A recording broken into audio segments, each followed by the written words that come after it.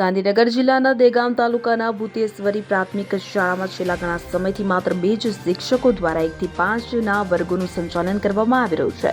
તેમાં પણ હાલ નવું બિલ્ડિંગ બની રહ્યું હોવાથી વિદ્યાર્થીઓને બહાર બેસાડીને ભણાવવામાં આવે છે.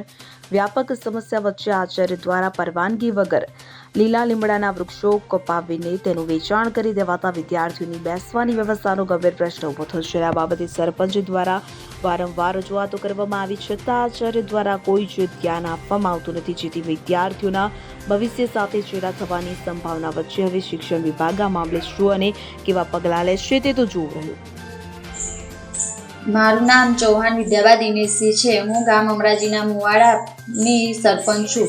ગામ અમરાજીના મુવાડાના પેટાપાડા વિસ્તારમાં ભૂતેશ્વરી ગામે પ્રાથમિક શાળાના આચાર્ય દ્વારા સ્કૂલના કમ્પાઉન્ડમાં લીલા લીમડાના ઝાડ આવેલા હોવાથી તે કોઈપણ મંજૂરી વગર કાપીને વેચી મારવામાં આવેલા છે, જેની જાણ ગ્રામ પંચાયત કે ગામના આગેવાનો દ્વારા કરવામાં આવેલી નથી. વધુમાં સ્કૂલના બાળકોનું બેસવા માટે નવીન બિલ્ડિંગનું કામ ચાલુ હોવાથી અત્યારે હાલમાં બાળકોને બેસવાનો પ્રશ્ન ઊભો થયેલ છે, જે લીલા લીમડાના ઝાડના નીચે બાળકો બેસતા હતા.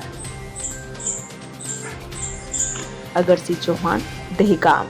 હવે જુઓ દેશ દુનિયાની તમામ ખબરો તમારી આંગળીના ટેરવે. ઉઠાવો મોબાઈલ અને ગૂગલ પ્લે સ્ટોર પરથી ડાઉનલોડ કરો અમારી CN24 ન્યૂઝ મોબાઈલ એપ.